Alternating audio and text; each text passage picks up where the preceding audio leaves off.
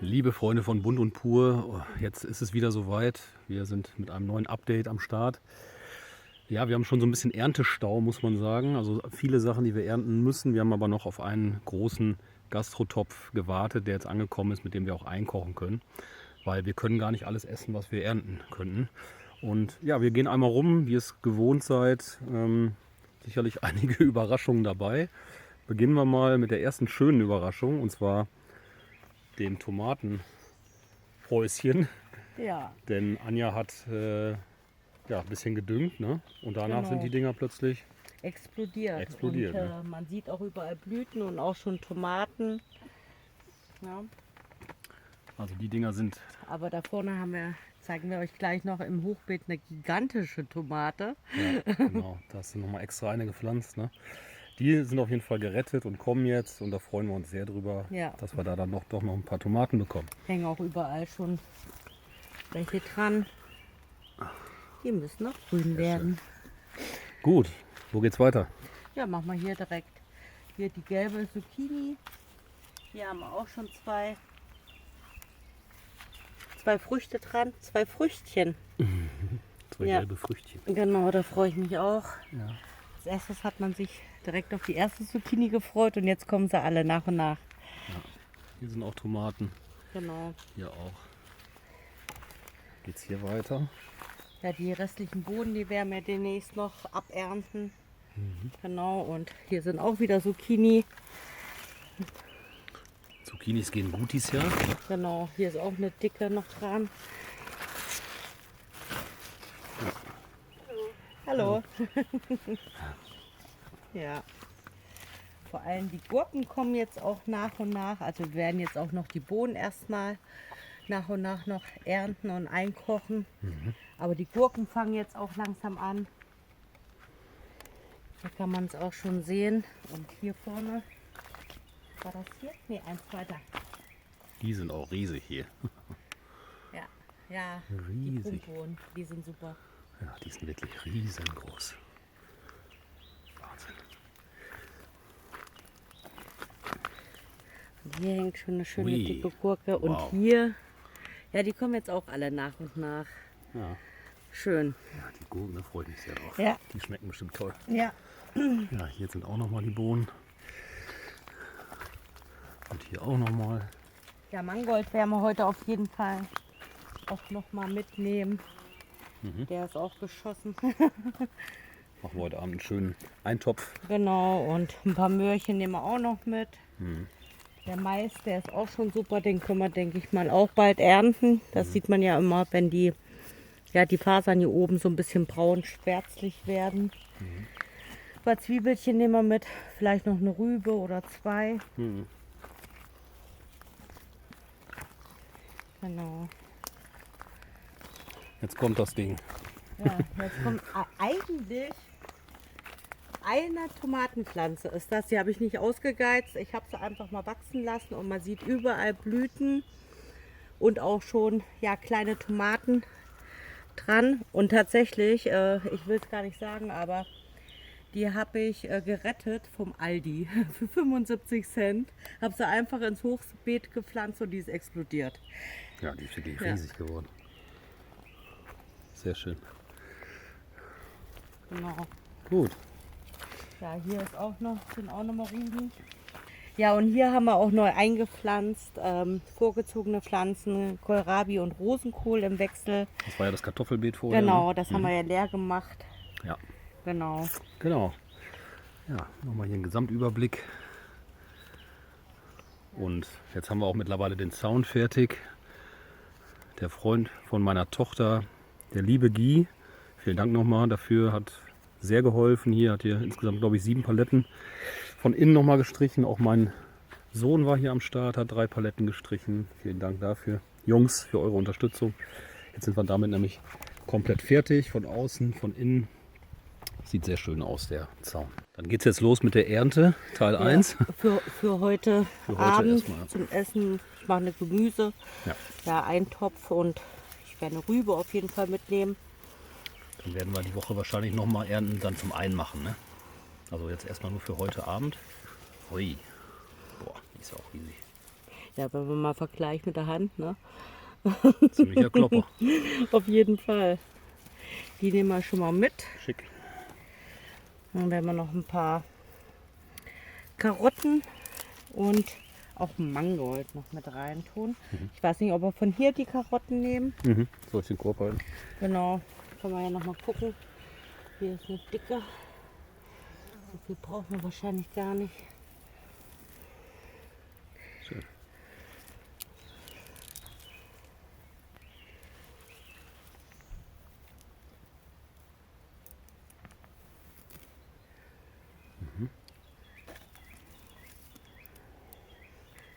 Geht es?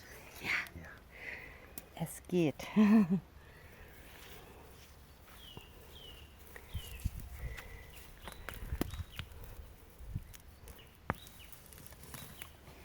So, ich denke, das reicht. Aber vom Mangold wollte ich noch ja, ein paar Blätter mitnehmen. Die können wir super mit in den Gemüsetopf machen.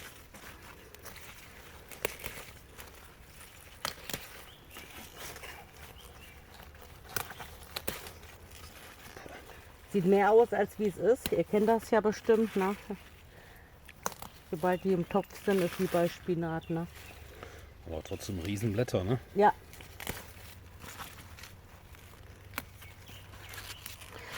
So, stecken wir es noch mit dazu. Genau. Hoppala.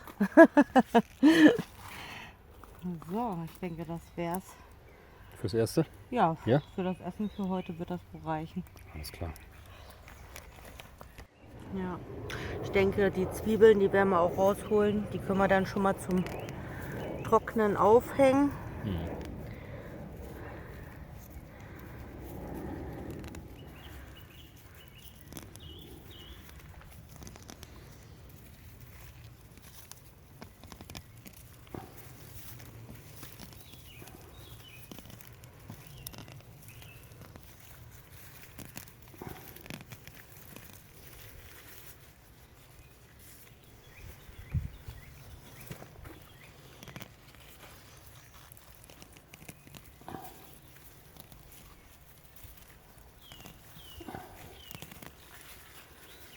So, na guck, das sind auch ein paar schon mal. So, zu Hause werde ich erstmal die Zwiebeln zum Trocknen aufhängen. Ich will es jetzt nicht alle zusammen. Die sollen ja auch ein bisschen durchlüftet werden. Also werde ich so, ja, je nachdem 4, 5 zusammenbinden, die wir dann aufhängen können.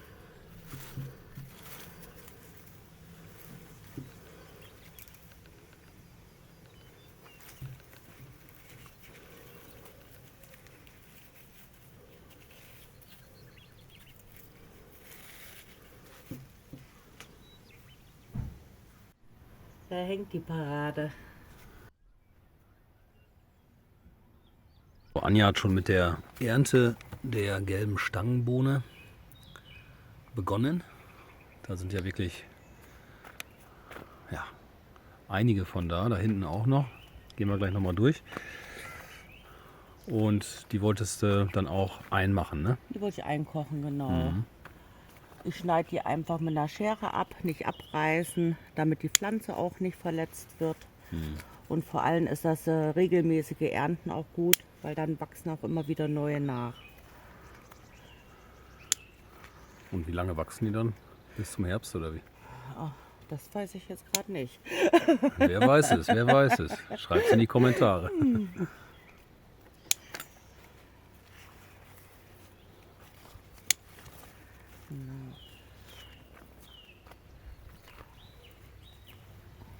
Ich glaube, der Korb wird voll.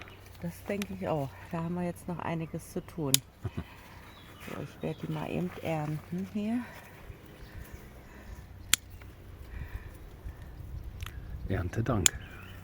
Das macht so Spaß. Ich habe mich schon richtig drauf gefreut. Und ist es so schön, wie du es dir vorgestellt hast? Ja, Noch schöner? noch schöner.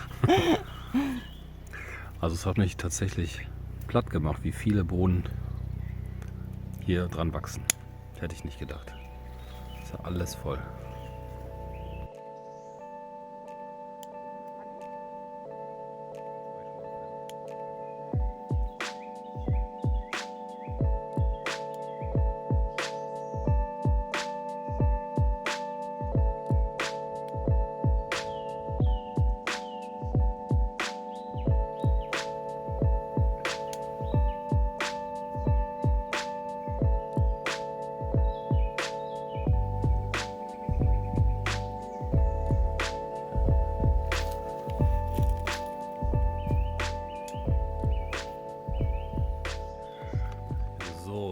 Hier hängen immer noch eine Menge Bohnen, wie ihr seht, aber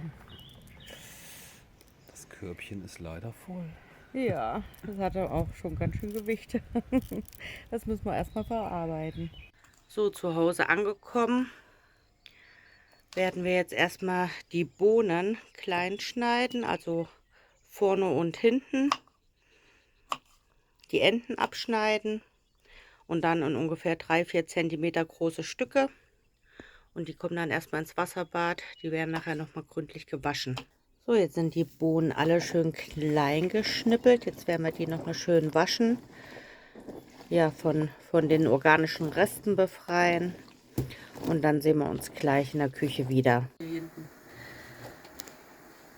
So, dann werden wir die Bohnen noch einmal vorkochen. Ungefähr 4-5 Minuten. In Salzwasser natürlich.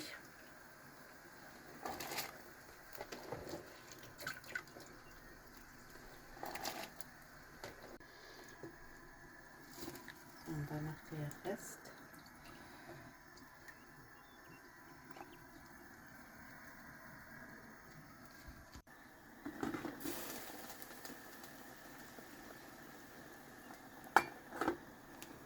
Jetzt haben wir die Gläser sterilisiert und jetzt geben wir die vorgekochten Bohnen da rein.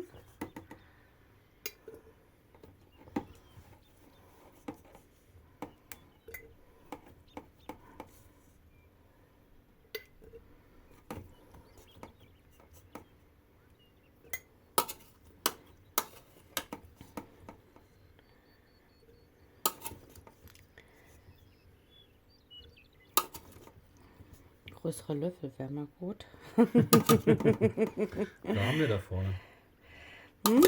Da haben wir da vorne. Da haben wir da vorne. Warte mal. Hokuspokus. Ja, dann versuchen wir das damit mal. Na, da ist auf jeden Fall 2, 3 Bohnen mehr drauf. Optimiert. Optimus Prime. Ich mache auch verschiedene Größen von den Gläsern, je nachdem, was man braucht, ob man es jetzt als Beilage oder eine Suppe mal kocht. Genau. Oder nur für 2 Personen oder dann fürs Potluck. Genau.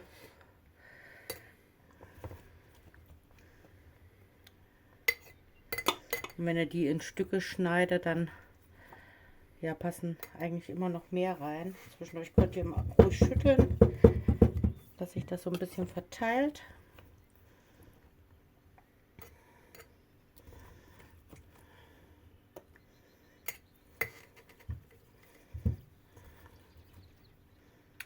Ach so, komplett voll. Man lässt also nicht so ein bisschen Platz oder so? Doch, man lässt ein bisschen Platz, Ein bisschen. so wie hier jetzt zum Beispiel. Zentimeter bis zum Deckel oder so, ne? Genau, 2-3 Zentimeter. Aufpassen jetzt beim Einfüllen.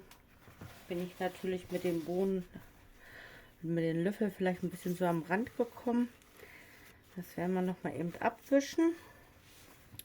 Und dann haben wir hier unser Salzwasser, welches ich auch schon aufgekocht habe. Und das befüllen wir jetzt ja bis unter den ungefähr 1-2 Zentimeter unterm Rand. Der Ofen ist auch schon angestellt. Wir machen das nämlich im Ofen. Willst du näher rangehen? Verbrenne ich nicht. Nee, noch nicht. Wenn du mich noch ranschieben lässt, dann. Ah, okay. Ja, Sie geht. möchte nicht.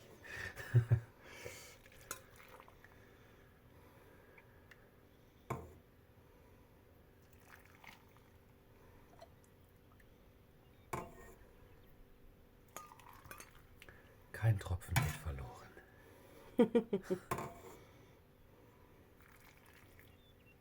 Ja, vielleicht noch ein bisschen. So. Wunderbar. Dann kommt auch direkt der Deckel drauf.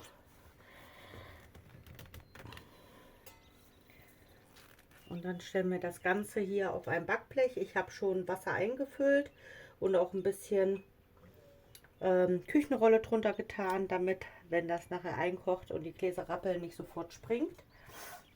Genau, und das gleiche machen wir jetzt noch mit den anderen. Die Bohnen verteilen wir dann und dann sehen wir uns gleich wieder. So, jetzt sind die Gläser befüllt, hat alles gut gepasst. Und jetzt werden wir die schon im vorgeheizten Backofen in die unterste Schiene tun. 150 Grad. Oh, das ist schon schwer. Geht, soll ich es machen? Ich krieg's, glaube ich. Du bist stark. Muss nur die Schiene treffen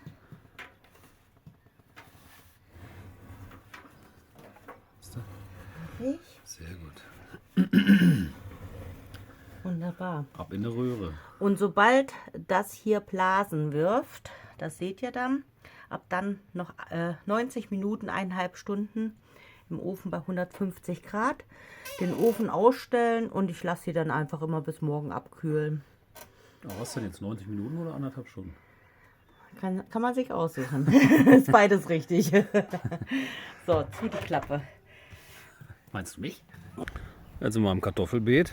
Das sieht ja immer nach gar nichts aus, ne? Ja. Aber die sind alle auch reif und kommen auch schon raus. stoßen schon durch die Erde. Genau. Da mussten wir jetzt also wirklich auch ran. Und Und da bin ich mal gespannt, was da... guck dir das mal an. Und die werden wir jetzt auch alle ernten. Dann können wir nämlich hier auch noch was anderes wieder reinsetzen. Das wird einiges sein, ne? Ja. Mal gucken, wie voll das nachher hier wird.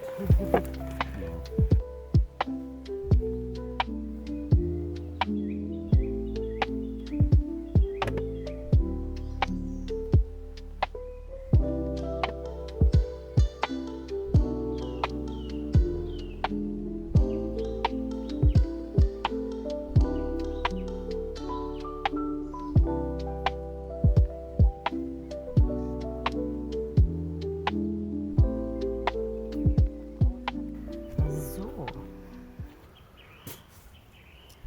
Aber auch noch eine.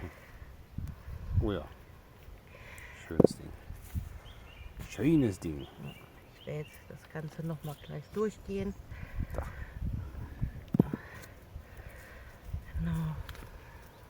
Kleine Ecke sehe ich was blitzen noch. Eine kleine, ne? Für dich. Noch eine für mich. Da war noch eine. Ja, ja. Auch für mich.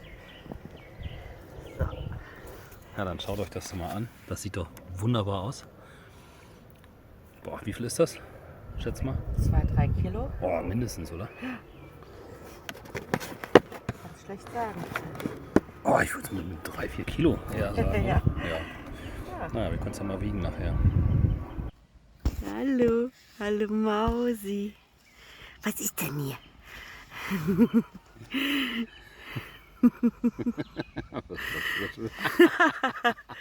Wo bist du denn hier? Was machst du da? Hoppala. Na was? Was ist denn hier los? Was ist denn hier los? Hm? Ja. Oi, oi, oi, oi.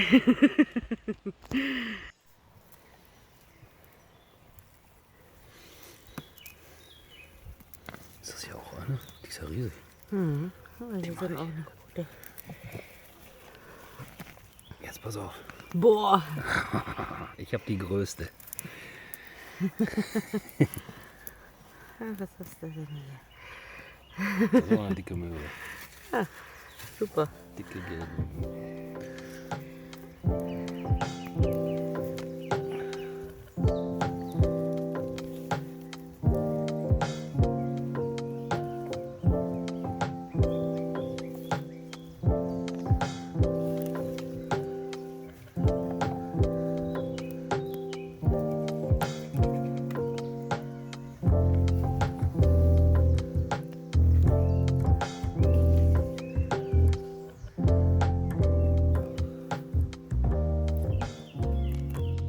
Ja, hier ist nochmal die Ernte von 2 Reihen im Hochbeet.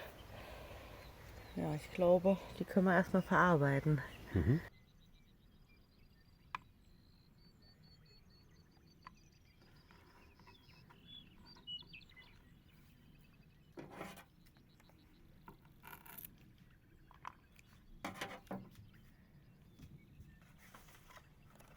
So, ich habe mir schon mal einen Gefrierbeutel parat gestellt, denn ich denke, das wird einiges werden.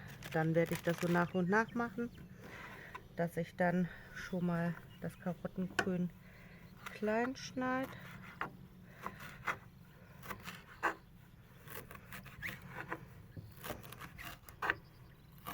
Ich hatte erst überlegt, ja, ein Pesto auch draus zu machen.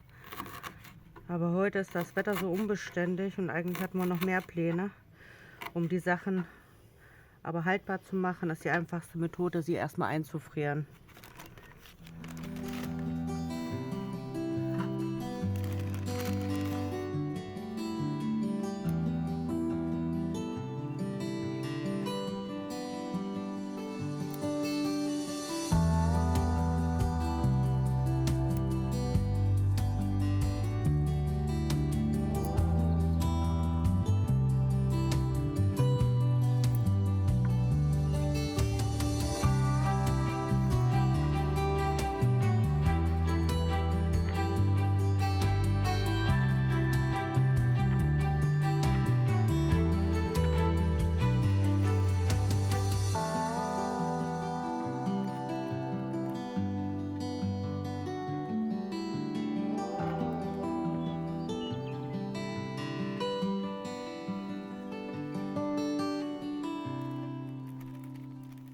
So, jetzt haben wir uns hier unterm Pavillon verzogen, weil es hat gerade angefangen zu regnen. Und jetzt werde ich erstmal von den Möhren ja die Enden abschneiden.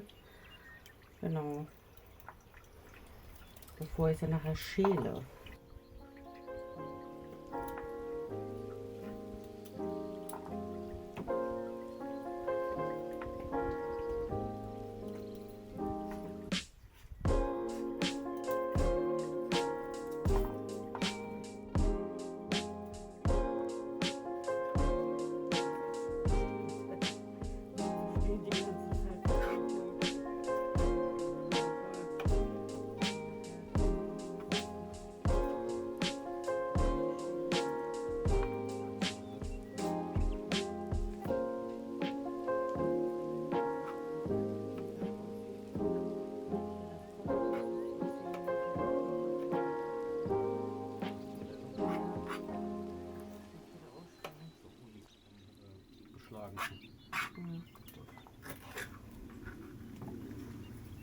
Jetzt die große.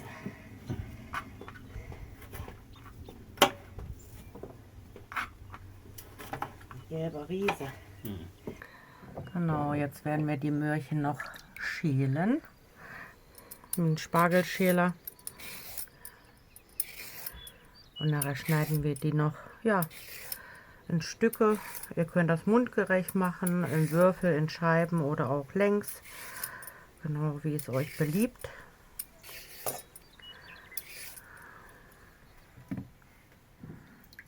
Was für schöne Farben, ne? Ja, bunt und pur.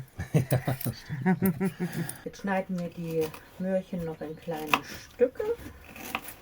Damit lassen sich die Gläser nachher noch besser befüllen.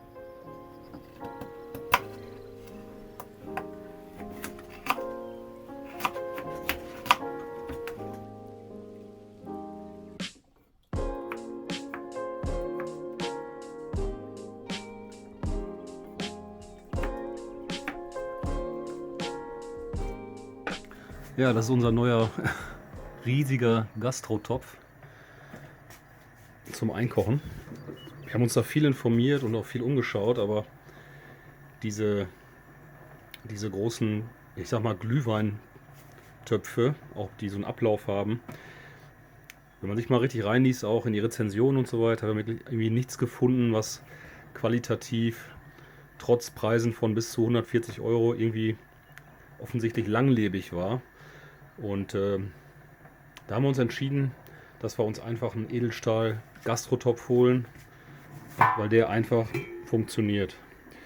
Das Wasser kocht schon fast. Wir Ich weiß nicht, ob man es sieht, die Gläser werden jetzt gleich 10 Minuten sterilisiert und anschließend werden wir dann die Karotten in die Gläser füllen und einkochen.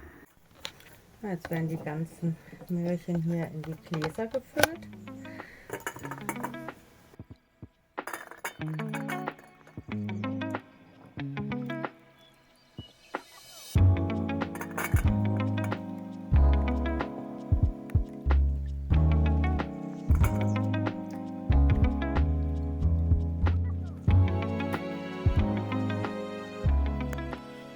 Na, was machst du da denn jetzt?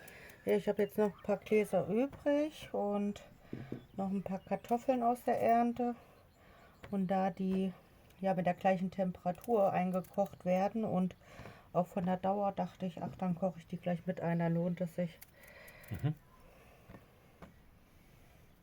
Das kommt ja ungefähr hin, ne? Ja, ich versuch's mal.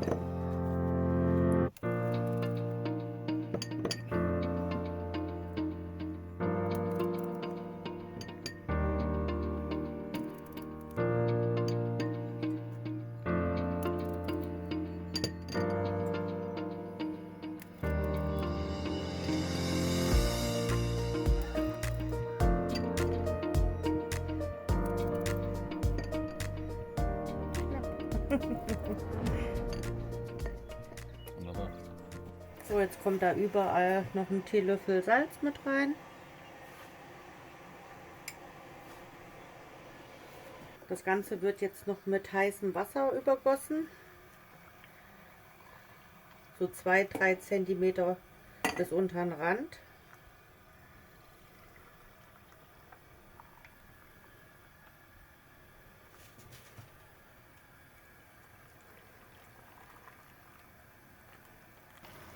Ja, Reizwasser wieder perfekt, oder was?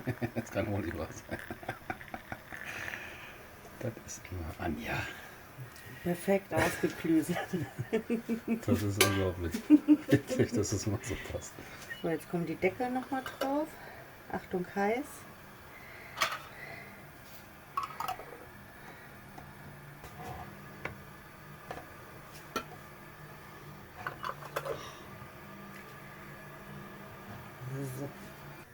So, jetzt kommen die ganzen Gläser in den Topf. Wir haben noch nicht so ein Ding, was man unten rein tut. Deswegen habe ich jetzt gerade mal ein Handtuch da unten reingetan, damit die Gläser nicht so klappern beim Einkochen. Und auch so eine Zange brauchen wir noch. Genau, darauf achten, dass die Gläser sich nicht berühren.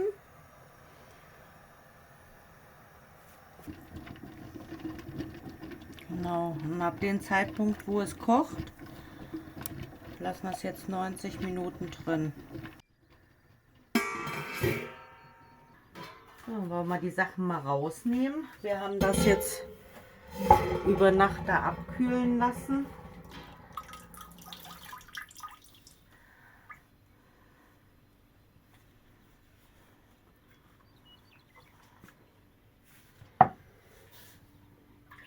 Gesamtaufwand inklusive Ernte und dann Ja, sauber machen, schneiden, schälen, schnippeln.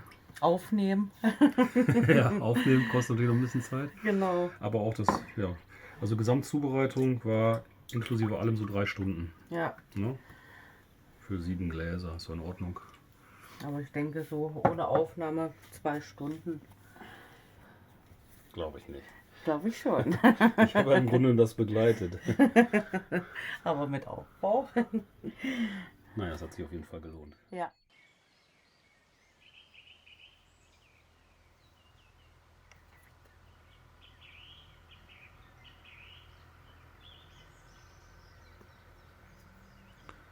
Hier sind die schönsten Sonnenuntergänge, kann man sich kaum vorstellen.